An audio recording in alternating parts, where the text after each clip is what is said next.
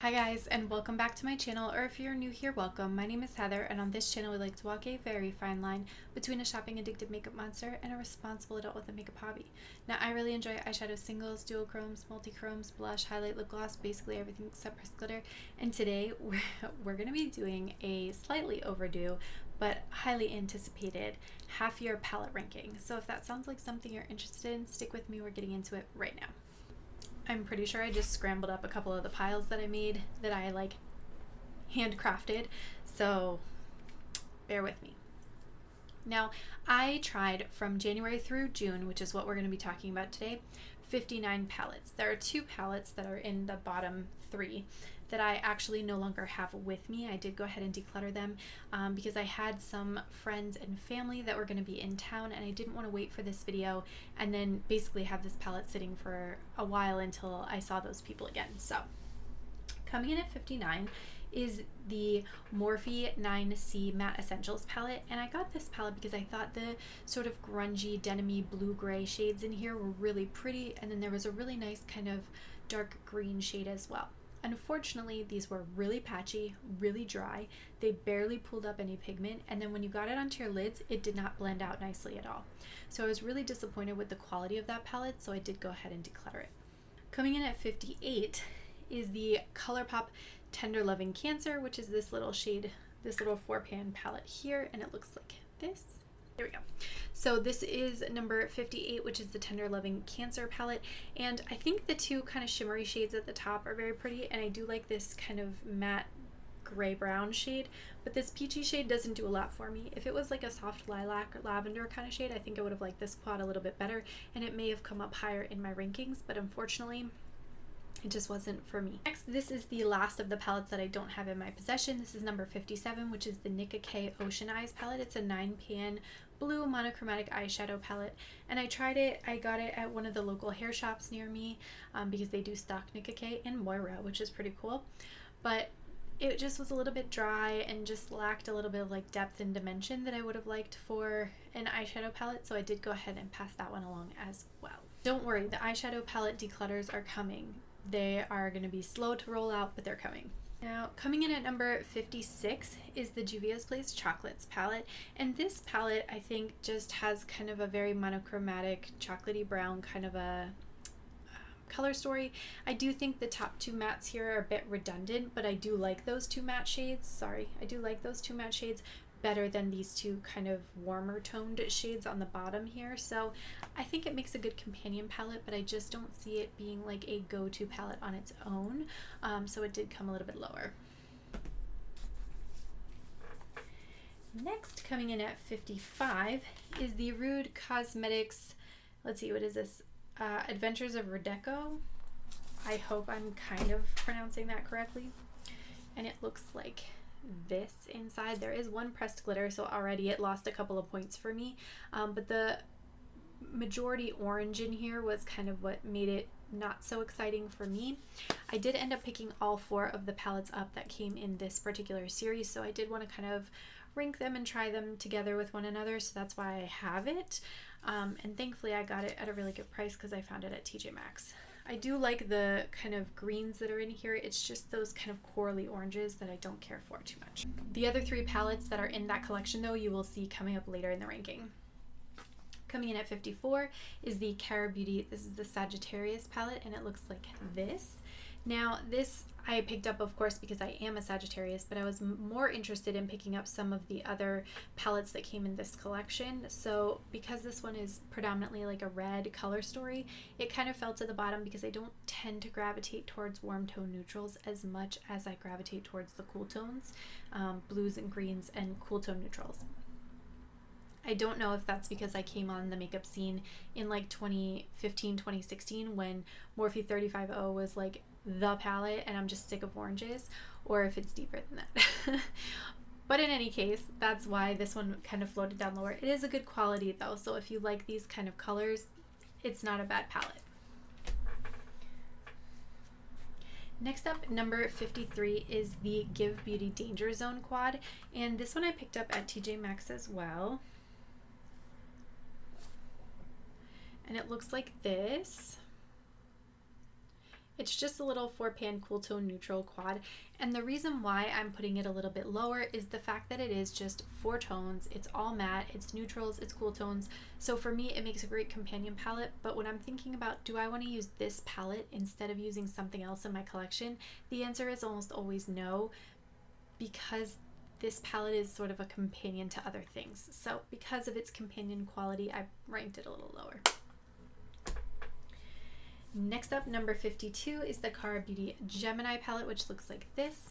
And again, these are the ones that I picked up to kind of give a try to this whole collection, and I do really like this kind of color story. So when I picked this particular palette up, I ended up using some of the like cooler tone neutrals over here and then some of the pinks, and I do think the look that I created was nice, but it didn't have the wow factor that made me want to keep going back to this palette, so it ended up kind of floating down towards the bottom for that reason. Number 51 is the Jaclyn Hills Strawberry Feels palette, which I found it, did I find this one at TJ Maxx? No, I found it after I ordered it. So Morphe had a 50% off plus 30% off sale, and I ended up getting this for like a couple dollars. So I did want to go ahead and try it because I thought it was like really pretty packaging. But then I did end up seeing it at TJ Maxx too, so you may end up coming across it at some point. And I think it's a decent palette. Like, it's fine. The mattes in here work really nicely, but there's nothing overtly special about these mattes, and I just wish there was a little bit more variation in the color story to make this even more dimensional. The metallics in here, like I used this metallic, and I don't even think I went into this one because it was just so like meh, but it was fine, so it ranked pretty low for that reason. Coming in at number 50 is the Morphe Lunaris. Is that what it's called? Lunarius palette, and it looks like this. So there is some cool toned mattes in here, and then these are supposed to double as highlighters, which I thought was pretty cool. And then you have this really pretty like duochrome blue brown kind of shade. The reason why this one came up a little higher is that the metallics in this particular palette have a lot more dimension and sparkle and interest than in the previous palettes, so I wanted to kind of give this one a higher score for that reason. I'm also impressed that Morphe managed to make a palette that wasn't 35 pans, so I wanted to make sure that I gave that credit as well. Coming in at number 49 is the BH Cosmetics 90s Dance Remix palette, and it looks like this. So obviously the neutrals at the top were not my primary objective with this particular palette, but I was really drawn to the metallic shades down here, and they're very soft and buttery. I do really appreciate that. The pastel shades in the center row are pretty soft, so they do not build up with as much intensity as I would have liked. So that's the part that I'm kind of like ho-hum about this, so it fell a little bit lower. But it is BH quality, so I do really like that about it. If you're somebody that likes these really soft, like wash of color kind of looks, you may actually really like the less pigmented quality of that center set of shades. Next up, which I'm very surprised this is as low as it is, but it is the Natasha Denona Glam palette, which is coming in at number 48. Now, the reason why I put this one a little bit lower is just because it's neutrals. It's a great quality palette. Like, I do think the quality of the actual shades is quite nice, but it's a lot of neutrals, and I just don't get drawn to them as much as I get drawn to other things. Anyway, next up, this is the number 47. This is the Tarte Gilded palette, and this was part of their Christmas collection, so it looks like this. Now, I actually think that the metallics in this palette are even more special than the Natasha Denona Glam, which is why it ranked above that particular palette. And primarily what I like are these shades here, but I do think this shade here and this shade here are really, really nice too. So for me, it's about half the palette that I enjoy, and the other half is warm tone neutrals, which I don't wear very often. But the quality of this one was so nice, I definitely had to rank it up a little higher. This is number 46, which is the Urban Decay Robin Eisner palette, and I picked this one up because I really liked the blue shades that were over here. When I swatched them out, I just thought like, wow, Urban Decay is doing color, that's fantastic. So I ended up picking this one up. I did actually also like this really peachy shade here, Pulsar, and I thought the mattes that they chose in here worked pretty nicely as well. The only shades I didn't get too much utility out of are these 4 in the center, because they're just kind of like soft muted red shades, and I just didn't see any of the looks that I was doing needing those particular shades. And the packaging on this one is like stupid pretty. I love that. I would have been even happier if they made the entire palette like blue periwinkle purple. All right, coming in next at 45 is the Rude Cosmetics First Love Diary palette, and this one looks like this. Now this is definitely a dupe for the Kaleidos Escape Pod palette, so if you missed out on that palette and wanted something similar, you can see if this is available at TJ Maxx. I think the metallics in here are really nice. You have some really nice soft duochromes, and actually this duochrome reminds me a lot of one of the shades that's in the ABH Cosmos palette too. But I thought this one was really pretty. I do like the packaging. Like, I think this is kind of a cute, small, but like nicely packaged set of colors. Okay. Next up is Colourpop's In the Springs, which looks like this. And I got this one originally because I figured at some point I was going to go ahead and break this palette up and mix it with some of the other shades that I have. So the ones that I really like out of here are the blues and then this Super Shock shade here that's more of like a champagne gold. The oranges don't really get me super excited, but those blues I think are pretty enough that it warranted kind of coming up in the rankings to this spot. Coming in at number 43, which I was actually surprised this one didn't come in higher, but this is the Pretty Please palette. This is the first palette that I bought of this year, and it looks like this. Now, objectively, this is a really beautiful palette. I love that you have this row of Super Shocks here on this side, and then you have like lighter mattes and deeper mattes, so you can really make like a nice kind of a smoky, cool toned look. The metallics that are in this row are pretty just standard metallics, but I think this is even prettier than the mauve 9-pan that they did. So it came up to, let's see, what did I say? Number 43. Coming in at 42 is the Glamlite Strawberry Shortcake palette, and this one I honestly did not use very much at all. I played with it, but I felt like there was a lot of redundancy in the reds, the pinks, and kind of fell by the wayside for me, but I do think that the color story is very pretty. This shade in particular I'm very drawn to. It has like a pink base with like a lot of blue-green sparkle to it, but it just, I don't know, there's something about it that just is like a block for me where I don't like the looks that I do when I try to use this palette, so it came down lower for that reason. Coming in at number 41 is the Glamlite Frosted Flakes palette, and again, we've got another blue and orange color story. I don't care at all about the oranges, but the blues in this palette are unequivocally gorgeous. I love this black in here with the sparkles. This kind of aqua teal blue duochrome type shade is really, really beautiful. I like this sort of denim-y blue here and this deep, dark navy blue. Beautiful. So I had to rank this one higher, even though I don't care too much about the whole like Frosted Flakes collab part of it, and I don't really care about the oranges. The blues in here are what sold me. And then coming in at number 40, this is the third of the Rude palettes, and this is Attitude Academia, which looks like this. And then the inside color story looks like this. So it has kind of this grungy gray pastel, like washed out kind of a quality to it, but I do think the metallics in here are very, very pretty. I like trying to combine some of these cooler toned like gray brown shades as well with some of the metallics in here. I think that looks really pretty, and overall, like I said, I like the packaging and the design of these. I like that they're kind of compact but still have a lot of shades, and they were pretty affordable, so this one came up to number 40. Now we're going to fill out the rest of the bottom half here, which we're going to start with 39, and that is the Gloss Gods Smoke and Mirrors palette. This is the first palette that I've tried from Gloss Gods, and it looks like this, a beautiful gray and mauve toned color story. I like that you have kind of this pop of like a rosy bronze in here as well. And then this shade is actually a multi-chrome, which I didn't know until I actually got the palette in my hands, so that was a delightful surprise.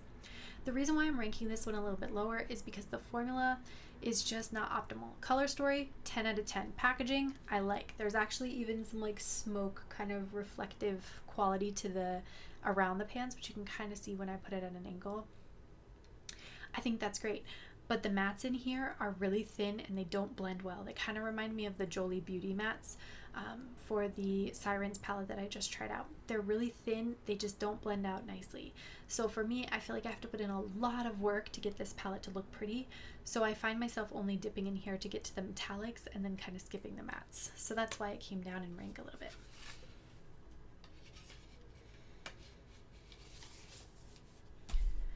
Next is the Beauty Aquarius palette, and it looks like this. Now this one I also think is really pretty. It's nice soft like pastel type shades, and I picked it up originally because I wanted to see if this shade in the palette compared to another kind of like lemony yellow iridescent shade that I had in my collection. I have no idea where I left off. I'm hoping I left off on this palette, which is number 38, the Beauty Aquarius palette. I like this palette. I picked it up originally because I wanted to see if I could dupe out this sort of lemony yellow iridescent shade in another palette, and of course this one doesn't quite compare, but I do still think it's a pretty palette. This is a pressed glitter, unfortunately, which I'm not a huge fan of, but I like this duochrome shade down here. It's like a pinky purpley blue type shade, and I think that's kind of what saves this palette in my eyes. So this came in at 38. Coming in at 37 is the Pat McGrath. This is the Celestial Nirvana eyeshadow in Bronze Bliss, and it looks like this. Now the reason why, goodness you guys, why didn't you tell me my hair looks insane?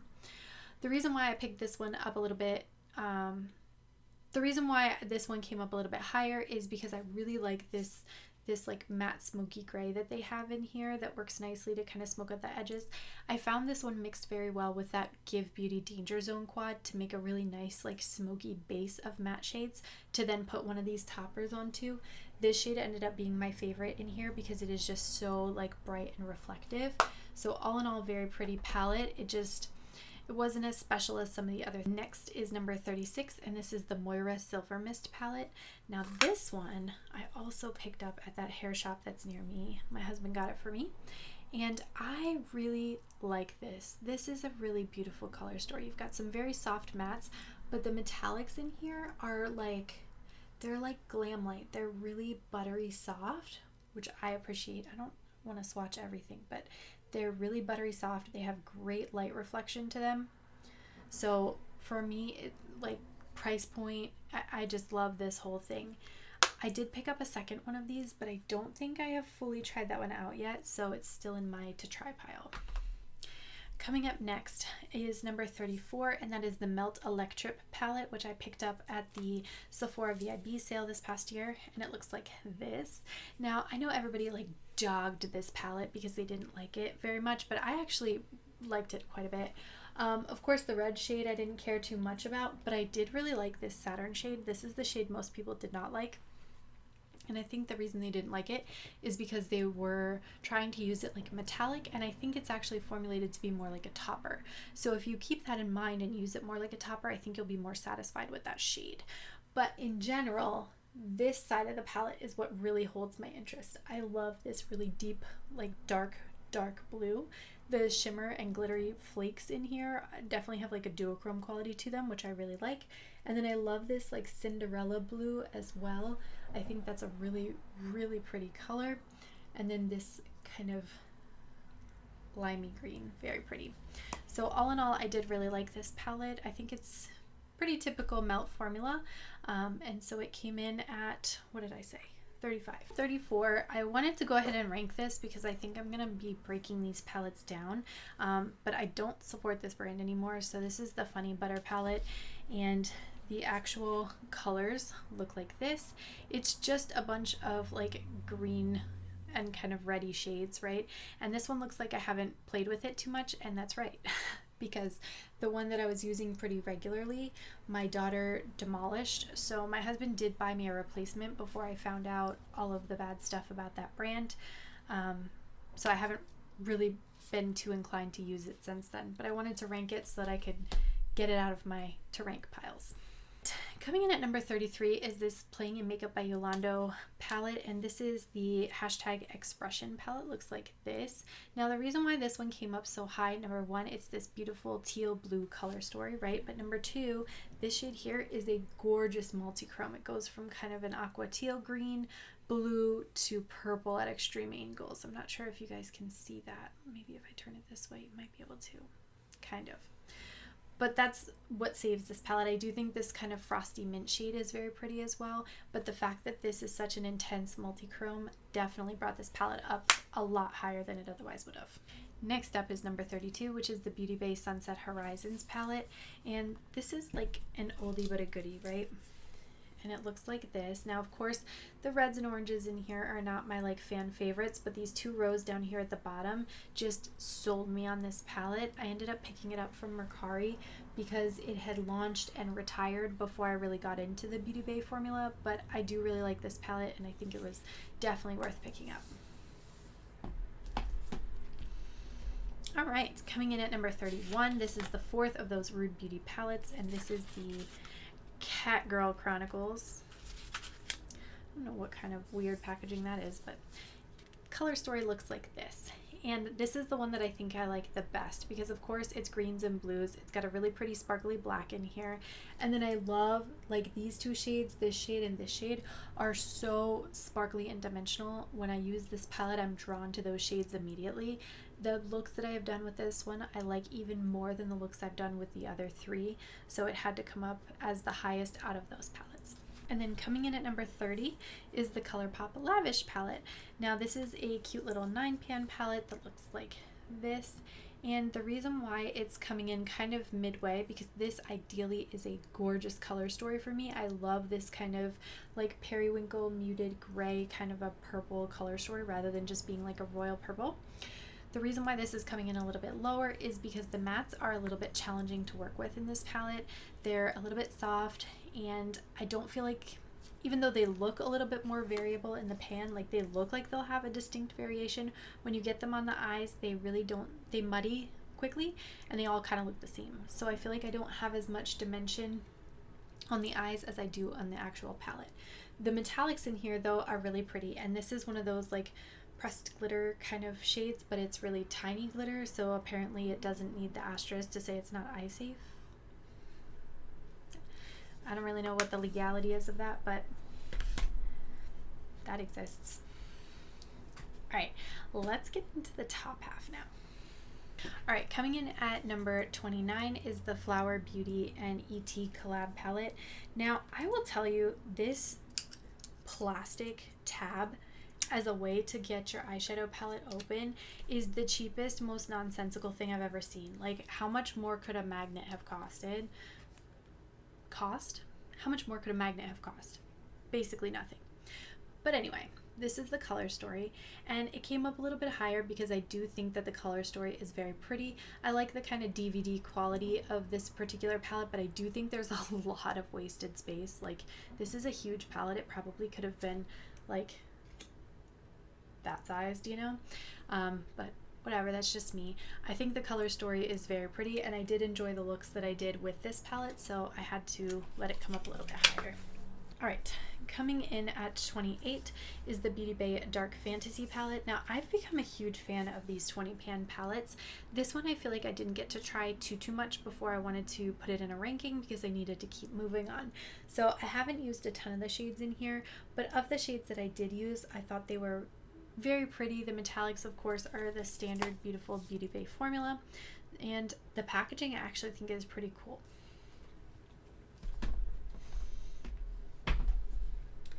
Now, next up is the Beauty Bay Retro Love palette, which this is coming in at 27. And this one ranked a little bit higher, again, because I just really love these blues that are up here. The greens are nice, the purples and the pinks are kind of nice. I don't care too much for the neutrals, obviously. But the blues in here, when I think about using this palette, I think about like, ooh, I could use those blue shades. And it automatically comes up higher in my mind for that reason.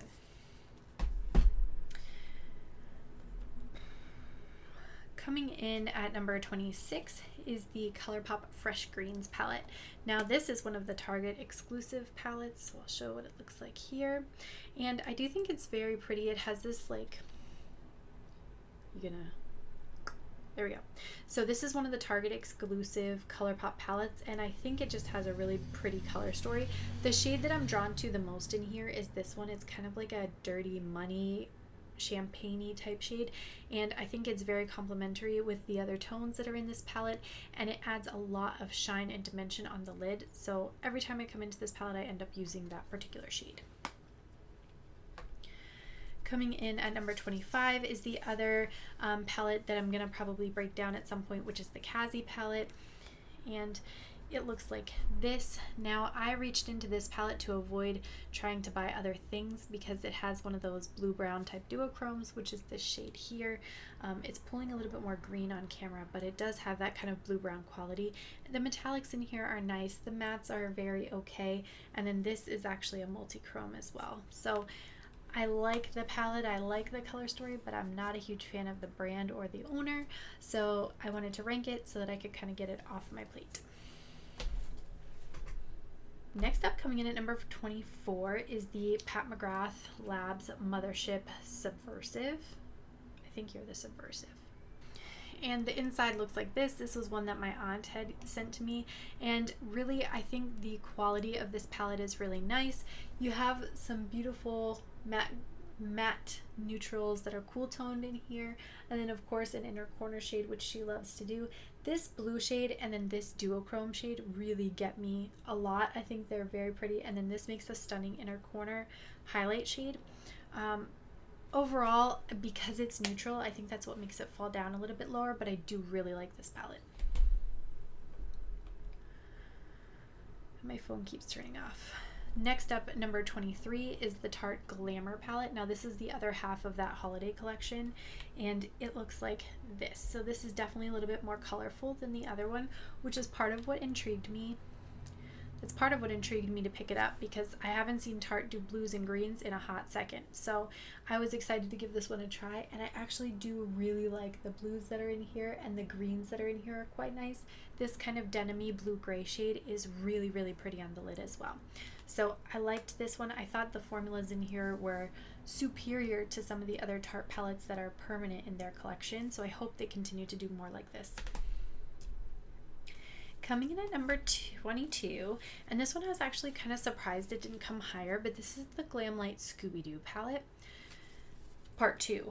The part 1 palettes definitely made it up higher in last year's ranking, but this one looks like this, and I do really like this color story. Now obviously the reds and oranges don't do a whole lot for me, but the greens, blues, purples of course are my jam entirely. You know, Glamlite has a wonderful formula that I love to use. The thing that I think is a little bit hard for me is that they have a lot of extra space in here, which is not really my jam, and it's definitely like a giant like weighted palette, so I think some of that kind of played into my picking other things over top of it. Next up at number 21 is the Visart Violette Entendu palette, which looks like this. And I took this one, looks like this. I took this one on a weekend trip with my husband, and I really liked the sort of soft, cool toned, neutral, mauve purple shades that I was able to use and put together to make some really nice eye looks. It's travel friendly, which I really like, and I think the Visart, whatever. I think their metallic formula is definitely a little bit like softer. So when you're looking for sort of that like no makeup kind of softness in your eyeshadow looks, I think something like this is a great. Coming in at number 20 is the Sigma Beachy palette, which would help if I held it correctly. This is the Sigma Beachy palette. Now this palette of course is some neutrals with some pops of blue, right? But I think it's a really, really pretty color story. I wish it would focus on the color story. Yoo-hoo. There we go. So there are some cool tone neutrals in here with some pops of blue, and I think those are a really, really pretty combination. I also just, for the sake of being a YouTuber, like the fact that they put the shade names on the back so you don't have to keep like turning it around to look to see what the shades are called. But the Vacay, which I'm going to do anyway, the Vacay shade, the Surf shade, Sea Glass, and then Riptide I think are probably my favorite shades in the palette, and I found it very difficult to go into this palette and not want to pull for those blues because they just add such a nice pop to the eye look. So coming in at number 19, this is the ABH Cosmos palette, and I wasn't originally going to pick this one up, but then I swatched out this blue shade in person at Ulta, and I was like trapped. Like I just had to buy it, so I did go ahead and pick it up, and I do really like this palette. The thing that I don't like too much are the mattes in here. The matte choices just all seem kind of bland and generic like the other ABH palettes, so I think since they were using these like colorful duochromes, now would have been a great time to explore some slightly different matte shades. What I tend to do when I go into this palette is I'll use Escape and Dark Matter, these two shades here, and I'll kind of ignore these two brown shades and then this like burgundy brown shade, and I'll use mattes from another palette to kind of round things out and then top it with one of the duochromes in this palette. Coming in at number 18 is the Shroud Moonfall palette, and this one looks like this. Now this, of course, this green, blue, purple color story is my absolute jam. The reformulated Shroud metallics are gorgeous, so sparkly, so reflective. If I'm gonna have a red shade or like a red purple, I feel like this is the kind of shade that I want with all this extra dimension and sparkle. But I think this is a really pretty palette. I love the sort of duochrome quality to the shimmers. The mattes are nice, they just don't have like, they're all really dark, right? So this complements other palettes, but I still need light shades in other palettes to kind of finish my look, the way I wear my makeup. Next up, number 17 is the Sugar Drizzle Sugar Dreams palette, and it looks like this. It's one of their duochrome palettes, and it's just a bunch of like duochrome toppery shades. They're all that kind of like private label formula that everybody's using right now. I think that it's a pretty formula, and I do like the colors, so that's why it came up, you know, a bit higher in the rankings. But all in all of itself, it's not like a unique formula.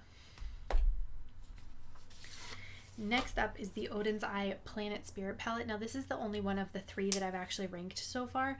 The other two I haven't ranked yet. I like this one a lot, but I think what made me bring this one up so high in the rankings is this multi-chrome right here.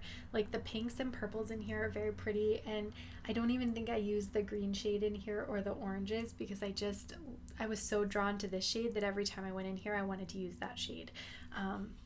But I think that plus this really gorgeous kind of ethereal packaging with Batty Bean on it definitely brought it up a little bit higher. Next up is the Fantasy Cosmetica Rogue palette, and I do have their Sorcerer palette too, I just haven't used it yet, but this is a gorgeous color story. It again has those very buttery like duochrome shades, and I found myself constantly reaching into this sleight of hand shade anytime I came into this palette because it just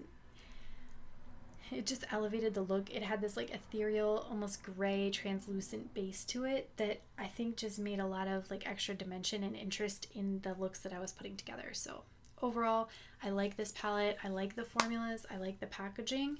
So it came up to, what did I say? 16? 15.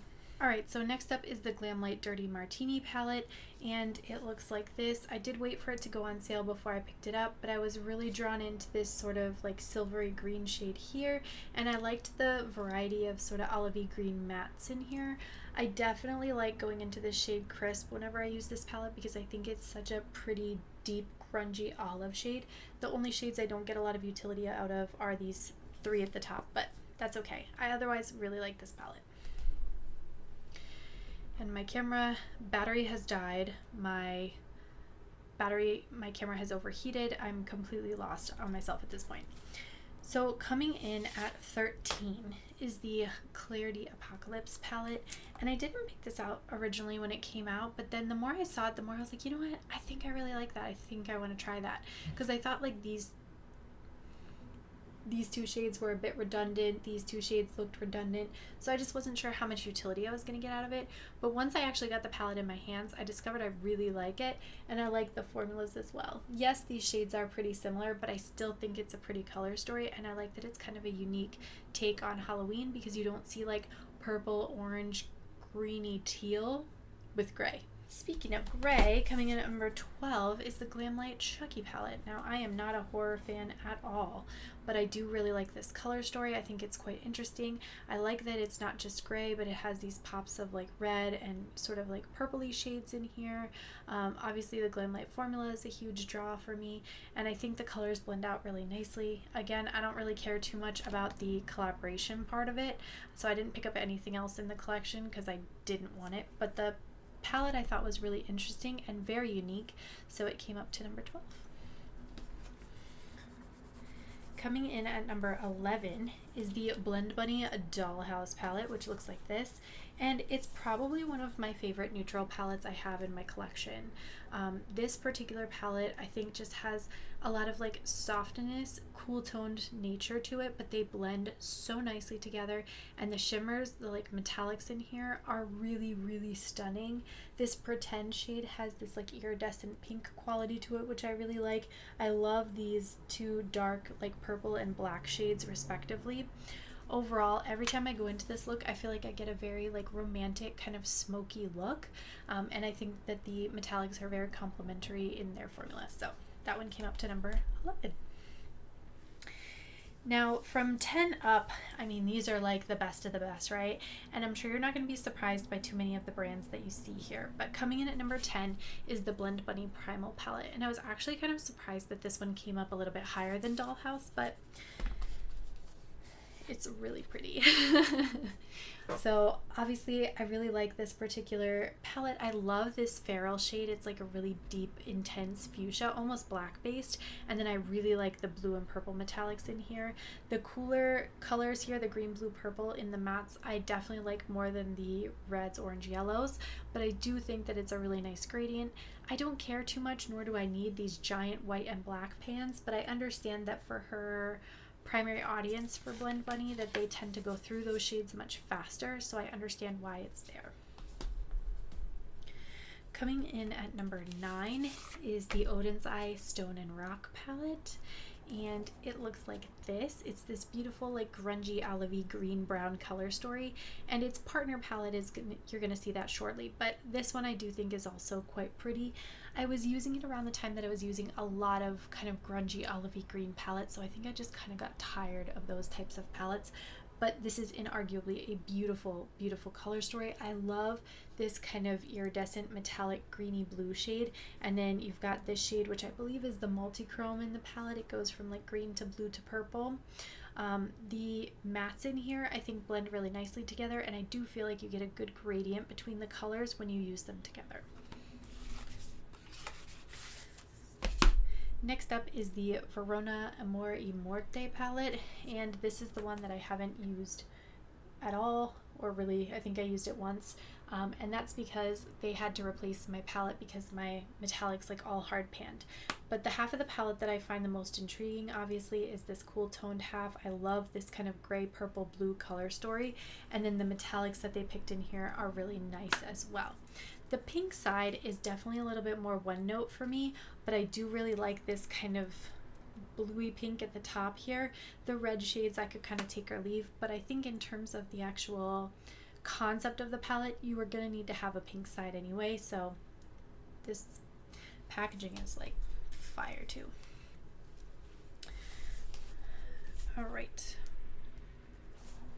Coming in at number 7 is the Blend Bunny Lore palette, and I think it's kind of funny. I have 1, 2, 3, 4, 5, 6, 7. I think I only have like 7 brands in the top 10. It's more than I thought, but in like the top 20, I only have like 7 or 8 brands, which is cool.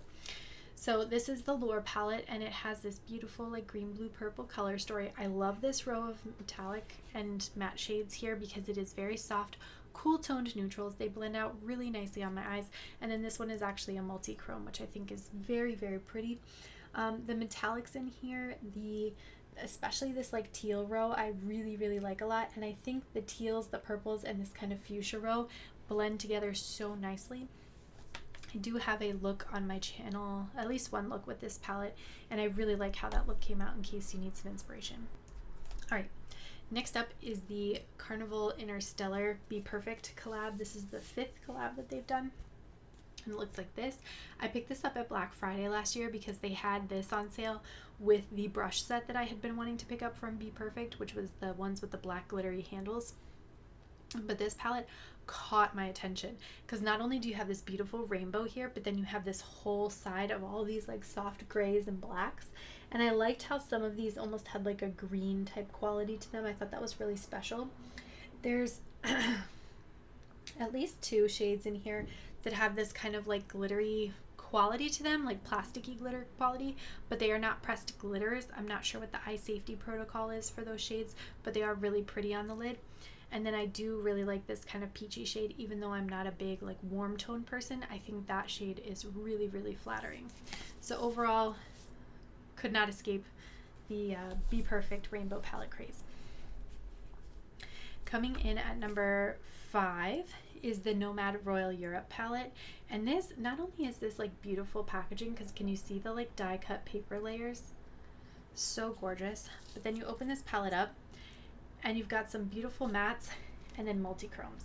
The multi-chromes in this palette, the whole bottom row here are multi-chromes. They are all super, super pretty. If you are somebody who's newer to multi-chromes and you don't necessarily want to go buy singles, that's a little overwhelming, consider picking this palette up, because you already then have pairings of shades that would potentially complement those particular multi-chromes, but you can also kind of mix and match things amongst your collection. I think the quality is really nice. I do notice that there are some like redundancy between the shades. Like these two shades I think are pretty similar, and then same with these two shades. So if I could tweak something, that would probably be the thing that I would tweak. But overall, I think this is a really beautiful palette, which is why I made it to number 5.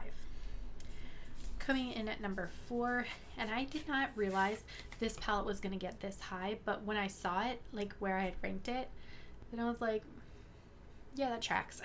And that is the Odin's Eye Jewels and Gem palette, and it looks like this on the inside. Again, very beautiful, cool toned color story. You've got lots of like sparkle and dimension with the metallics that are in here.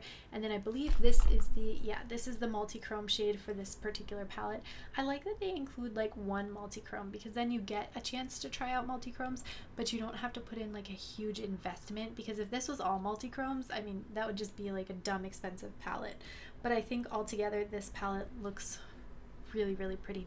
The only shade I don't get along with too much in this palette is this one, and it's kind of like a smoky blue with gold glitter in it. Not pressed glitter, but like glittery flecks in it, and I don't know. I don't like that when I use it. The rest of the palette is gorgeous. Coming in at number 3, and this was another one that surprised me. I did not think it would make it up this high. I thought it would be high, but not this high. And that is the Berry Icy palette from Simply Posh Cosmetics, and it looks like this. Now, this like 6 or so shades over here I don't care too much about, but the whole rest of this, the other 12 pans, are super stunning to me. I love this icy kind of teal metallic shade that's here, and I really like this duochrome shade here. The mattes definitely could use with a little tweaking to get them farther apart in terms of their pigmentation, in terms of their depth. I see what they were trying to go for, but I feel like they didn't quite make it with these two sets here. They're just too similar on the eyes, but overall I do still think this is a really, really pretty color story. And these two definitely could have been interchanged, like absolutely interchangeable. Coming in at number 2 is the Bella Beauté Bar Smoky Glam palette. And this is the cool toned, neutral, purpley gray color story. Gorgeous. My favorite shade in the palette is this one. It's like a ballerina pink with a lot of like champagne and almost white appearing sparkles in it. I do really like this duochrome as well. I think it's very nice. And then I love these kind of grungy gray gunmetal-y type shades down here too. I think overall this palette was really beautifully put together, and despite the fact that it has a ton of shades, it actually still feels fairly compact. At some point I think I'd like to pick up the pastel one that they did, and I hope they continue to do more of these, because if they continue with like pretty inventive color stories, I think I would definitely want to keep picking these up. And then coming in at number 1 is the Glamlite and Mikayla Part 2. Now, I don't know what is going on with this chick. Like, she has gone off the rails a little bit, but that's not for me to decide about her morality. I'm just talking about the color story. The color story for this palette is very, very beautiful. I love the like green, blue, purple that they did in here, and then these kind of swampy olivey greens as well. I even think that these metallics, even though I'm not a big like metallic gold person, I do still think that those metallics are actually quite pretty, and I like these sort of toppery shades. This one has kind of like peachy blue shimmers to it, which I thought was pretty special. So overall, this one made it all the way up to number 1. Can't believe it. All right, and with that said, that is everything for this video. Finally, I want to thank you guys so much for watching. Feel free to leave a comment down below. What are some palettes that kind of made it to the top of your list throughout the year so far? And I'm going to catch you in my next video. Bye.